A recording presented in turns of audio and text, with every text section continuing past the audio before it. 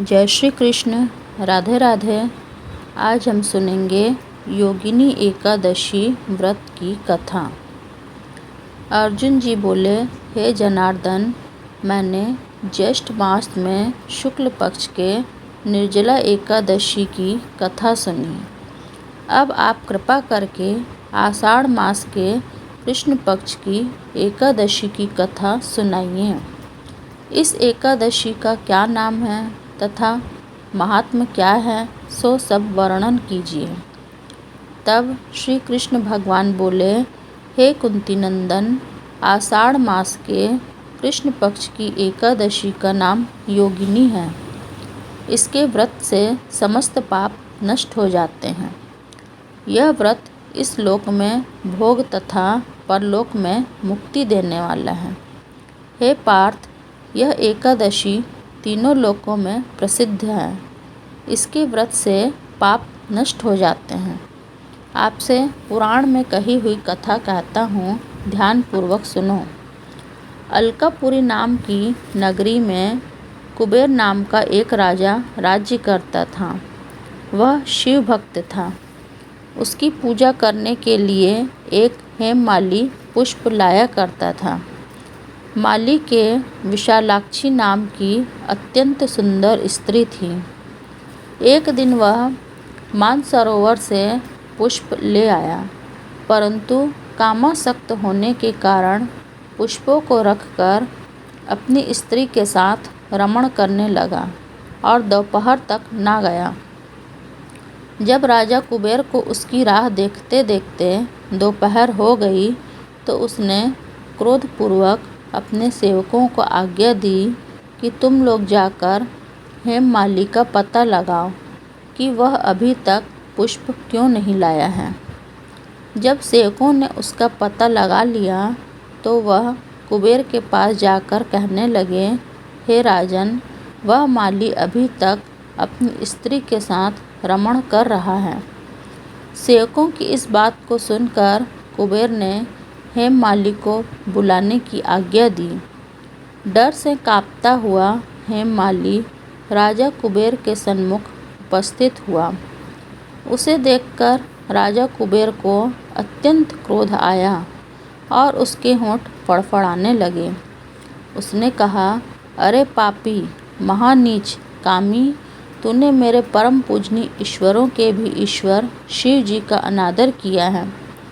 मैं तुझे शाप देता हूँ कि तू स्त्री का वियोग भोगेगा और मृत्यु लोक में जाकर कोढ़ी होएगा।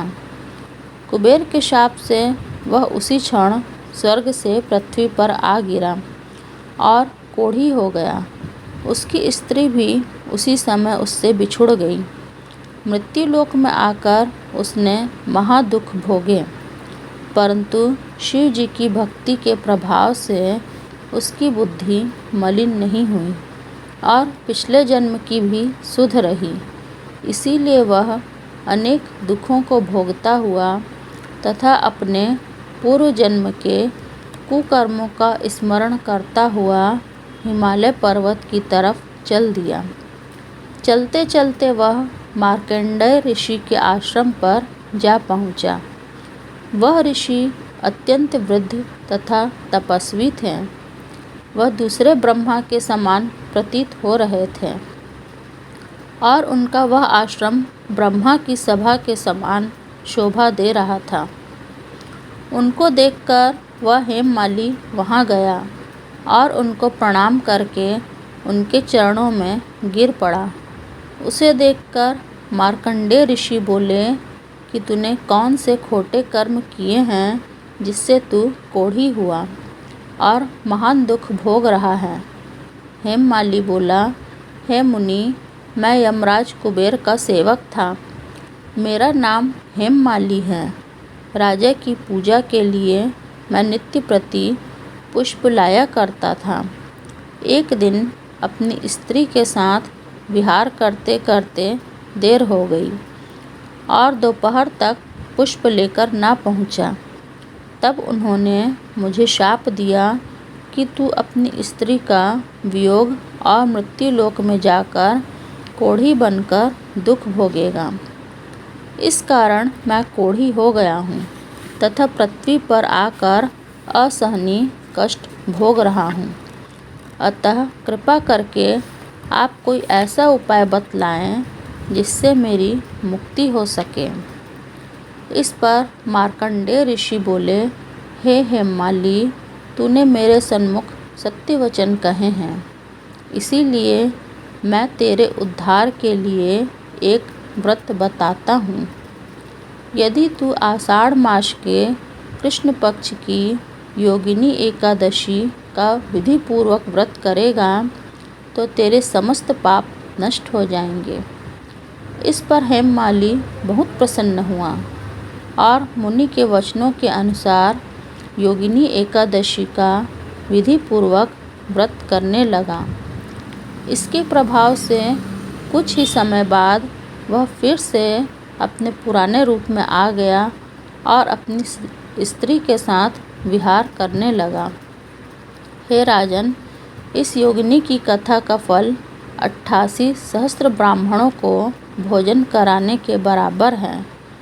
इसके व्रत से समस्त पाप नष्ट हो जाते हैं और अंत में मोक्ष प्राप्त करके प्राणी स्वर्ग का भागीदार होता है।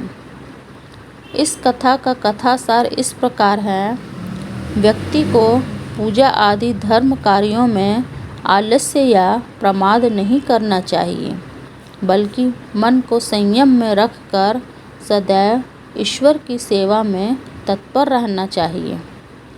इस कलयुग में कोढ़ जैसे रोग से मुक्ति पाने के लिए मनुष्य को योगिनी एकादशी का व्रत श्रद्धापूर्वक करना चाहिए। जय श्री कृष्ण। राधे राधे। आपको मेरा चैनल अच्छा लगे तो इसे लाइक करिए, सब्सक्राइब करिए और शेयर करिए।